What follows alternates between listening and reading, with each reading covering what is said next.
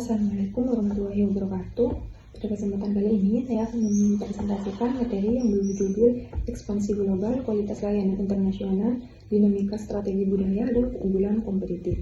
Materi ini membahas bagaimana perusahaan dapat mempertahankan kualitas layanan ketika memperluas bisnisnya ke berbagai negara dengan budaya, regulasi, dan karakteristik pelanggan yang berbeda-beda. Yang pertama yaitu pengertian kualitas layanan. Kualitas layanan adalah perbandingan antara harapan pelanggan dengan layanan yang benar-benar mereka terima. Jika layanan yang diterima sesuai atau bahkan melebihi harapan, maka pelanggan akan merasa puas. Sebaliknya, jika layanan yang diterima berada di bawah harapan, pelanggan akan merasa kecewa. Dalam sektor jasa terdapat beberapa karakteristik utama, yaitu intangibility atau tidak berwujud, heterogeneity atau beragam, inseparability yaitu proses produksi dan konsumsi berlangsung bersamaan, serta traceability yang berarti jasa tidak dapat disimpan untuk digunakan di kemudian hari. Karena karakteristik tersebut, pengelolaan layanan internasional menjadi lebih kompleks dibandingkan pengelolaan produk fisik. Selanjutnya yaitu gap model dan serkual.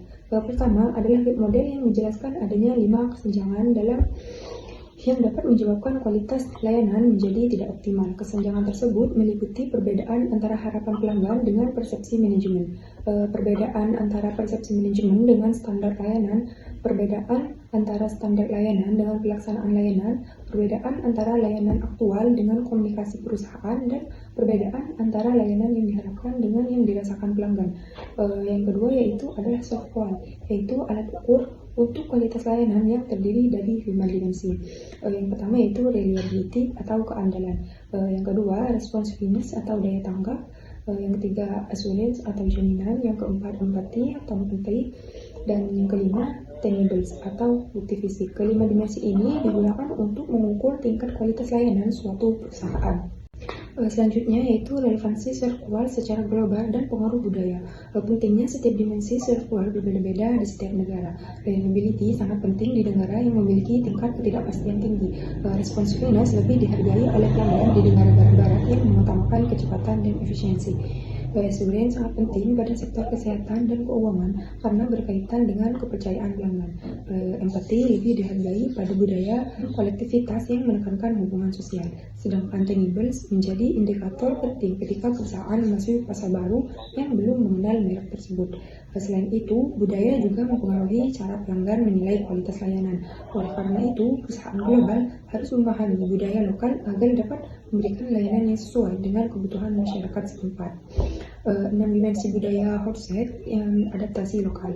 Menurut Hogshead terdapat 6 dimensi budaya yang mempengaruhi perilaku konsumen, yaitu power distance, individualisme versus collectivism, masculinity versus femininity, uncertainty, avoidance, long-term confidence, serta individual versus restraint.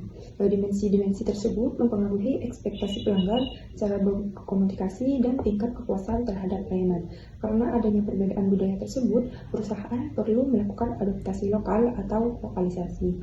Lokalisasi tidak hanya berarti menerjemahkan bahasa, tetapi juga menyesuaikan desain, warna, produk, serta cara komunikasi agar sesuai dengan budaya masyarakat setempat. Selanjutnya, strategi globalisasi dan TKM. Strategi globalisasi merupakan gabungan antara standarisasi global dan adaptasi lokal. Prinsipnya adalah think global, act lokal, yaitu berpikir secara global namun bertindak sesuai kebutuhan lokal. Dalam strategi ini, standar inti perusahaan tetap dipertahankan, tetapi beberapa aspek layanan disesuaikan dengan budaya setempat. Contoh perusahaan yang berhasil menerapkan strategi ini adalah McDonald dan Starbucks.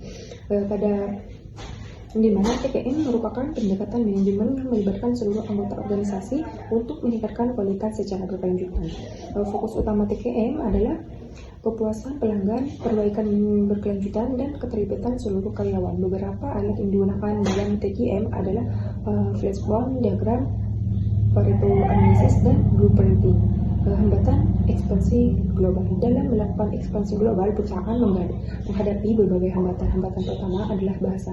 Perbedaan bahasa dalam dapat menyebabkan salah komunikasi, kesalahan penerjemah, bahkan keterlambatan layanan. Hambatan kedua adalah regulasi dan hukum, karena setiap negara memiliki aturan yang berbeda mengenai bisnis dan pelayanan. Hambatan yang ketiga adalah perbedaan budaya yang mencakup norma sosial, etika bisnis, dan kebiasaan masyarakat. Jika hambatan tersebut tidak dikelola dengan baik, maka dapat menurunkan kualitas layanan dan merusak reputasi perusahaan. Selanjutnya yaitu studi kasus Starbucks, McDonald, dan Marriott. Starbucks merupakan contoh perusahaan yang berhasil menyesuaikan produknya dengan budaya lokal, misalnya dengan menghadirkan matcha latte di Jepang dan masala chai latte di India. Selain itu, Starbucks juga menerapkan model pembelajaran 70-20-10 dan memperbaikkan karyawan untuk mengambil keputusan demi meningkatkan kepuasan pelanggan. Di mana McD juga berhasil menerapkan strategi globalisasi. Di India, McD tidak menjual produk berbahan daging sapi dan babi, melainkan menghadirkan Maharaja Mix yang sesuai dengan budaya setempat. Sementara itu, Marriott International menerapkan filosofi people first atau mengutamakan manusia, yang dimana perusahaan ini memiliki standar operasional yang ketat, pelatihan intensif, serta pengembangan sumber daya manusia yang berkelanjutan untuk menjaga kualitas layanan di seluruh dunia. Selanjutnya, tren masa depan. Memasuki tahun 2025, kualitas layanan global akan dipengaruhi oleh beberapa tren utama.